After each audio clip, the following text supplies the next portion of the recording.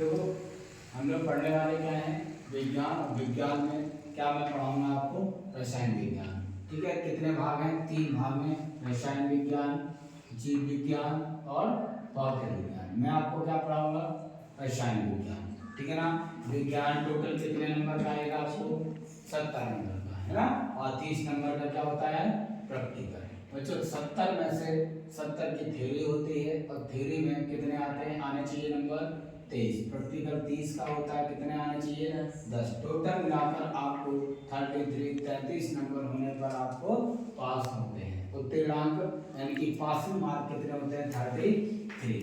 तो बच्चों हम अपने रसायन विज्ञान के सिलेबस की बात करें तो हमारे सिलेबस में पहले 5 चैप्टर हुआ करते थे, लेकिन अब कितने चैप्टर हैं, केवल और केवल 4 चैप्टर हैं। कितने चैप्टर हैं, केवल 4 चैप्टर हैं। पहले चैप्टर का नाम है रासायनिक अभिक्रियाएं एवं समीकरण। रासायनिक अभिक्रियाएं एवं समीकरण, पहले चैप्टर का नाम क्या है, रासायनिक अभिक्रियाएं एवं समीकरण। इंग्लिश में इसको कहते हैं केमिकल रिएक्शन एंड इक्वेशन।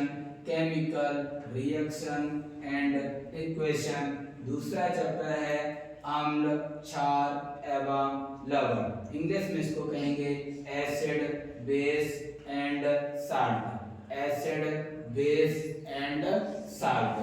तीसरा चैप्टर है धातु एवं अधातु। इंग्लिश में कहेंगे मेटल एंड नॉन मेटल्स। ठीक है ना, मेटल्स एंड नॉन मेटल्स। और चौथा चैप्टर है कार्बनिक यौगिक। कौन सा यौगिक, कार्बनिक यौगिक, ऑर्गेनिक कंपाउंड। या फिर इसी चैप्टर को हम और भी नाम से जानते हैं, कार्बन एवं उसके यौगिक, कार्बन एंड इट्स कंपाउंड। ठीक है ना। तो आज हम लोग शुरू करने वाले हैं चैप्टर नंबर 1। कौन सा, चैप्टर नंबर 1। इसका नाम क्या है, रासायनिक अभिक्रियाएं। रासायनिक अभिक्रियाएं एवं समीकरण। ठीक है बच्चों, इंग्लिश में क्या कहेंगे, केमिकल रिएक्शन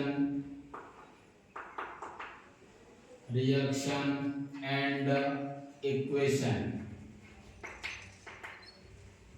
ठीक है ना, केमिकल रिएक्शन एंड इक्वेशन। ध्यान दीजिएगा, चैप्टर को शुरू करने से पहले सबसे पहली डेफिनेशन हम लोग लिखेंगे, कौन सी, रासायनिक अभिक्रिया। समझ लीजिएगा क्या होता है रासायनिक अभिक्रिया। ठीक है ना। तो ध्यान दीजिएगा, मान लीजिएगा मैंने कोई पदार्थ लिखा, क्या लिखा, पदार्थ। ये लिखा हाइड्रोजन। पदार्थ का नाम क्या है, हाइड्रोजन। क्या नाम है, हाइड्रोजन। और हमने लिखा क्लोरीन। क्या लिखा, क्लोरीन। ठीक है ना, क्या लिखा, क्लोरीन। ठीक है।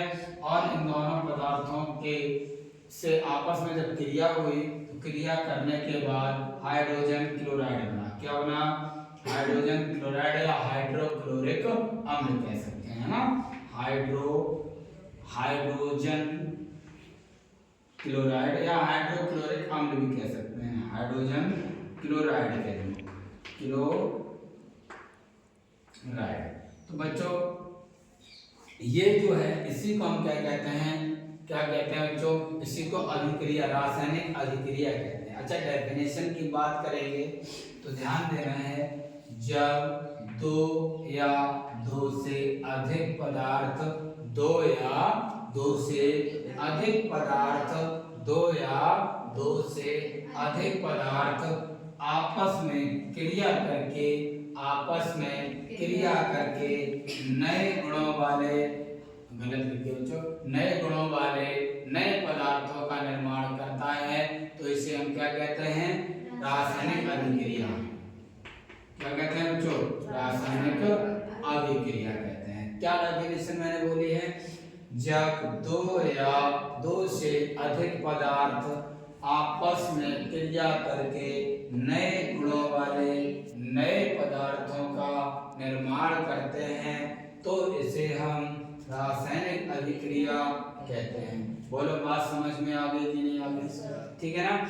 तो ये कहलाएगी क्या हमारी रासायनिक अभिक्रिया। बच्चों मैं और आपको डिफाइन कर देता हूँ कि बच्चों ये समीकरण क्या चीज है। अब इसी रासायनिक अभिक्रिया को जो पदार्थ उपयोग हुए हैं इसको एक सूत्र द्वारा प्रदर्शित कर दें। तो क्या कि रासायनिक अभिक्रिया में पदार्थों को उनके अणुसूत्रों या प्रतीक चिन्ह का मतलब सिंबल आपको आप लोगों ने सभी ने पढ़े हैं ना 9th क्लास में।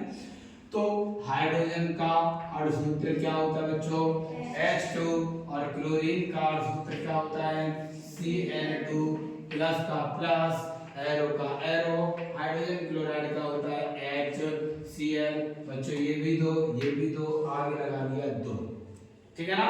तो ध्यान दीजिएगा जब रासायनिक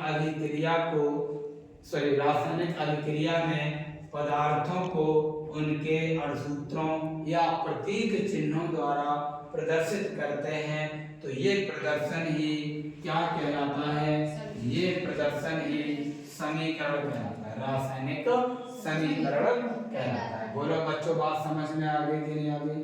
बात समझ में आ गई। मैं रिपीट करता हूँ रासायनिक अभिक्रियाएं क्या होती हैं, जब 2 या 2 से अधिक पदार्थ आपस में क्रिया करके नए गुणों वाले नए पदार्थों का निर्माण करते हैं तो इसे हम रासायनिक अभिक्रिया कहते हैं। दूसरा समीकरण की बात करें, रासायनिक अभिक्रिया में पदार्थों को उनके अणुसूत्रों या प्रतीक चिन्हों द्वारा प्रदर्शित किया जाता है तो ये प्रदर्शन ही रासायनिक समीकरण कहलाता है। बात समझ में आ गई कि नहीं? तो आप ध्यान दीजिएगा जो पदार्थ क्रिया करते हैं उन पदार्थों को बच्चों अभिकारक कहते हैं। क्या कहते हैं बच्चों? अभिकारक कहते हैं। अभिक्रिया में जो पदार्थ क्रिया करते हैं उन पदार्थों को अभिकारक बोले तो रिएक्टेंट क्या कहते हैं, बोले तो रिएक्टेंट। और जो पदार्थ बनते हैं उनको हम क्या कहते हैं, उत्पाद यानी कि प्रोडक्ट कहेंगे। क्या कहते हैं बच्चों? प्रोडक्ट कहते हैं। बच्चों बात समझ में आ गई। अभिक्रिया में जो पदार्थ भाग लेते हैं या क्रिया करते हैं उन पदार्थों को अभिकारक यानी कि रिएक्टेंट कहते हैं तथा जो पदार्थ अभिक्रिया में बनते हैं उनको हम उत्पाद यानी कि प्रोडक्ट कहते हैं। बात समझ में आ गई कि नहीं आ गई? ठीक है, कोई तकलीफ है नहीं ना? ठीक, ओके। चैप्टर नंबर पहला लिखेंगे, चैप्टर नंबर पहला लिखें, ठीक है। पहले इसको नोट कर लें उसके बाद, ठीक है।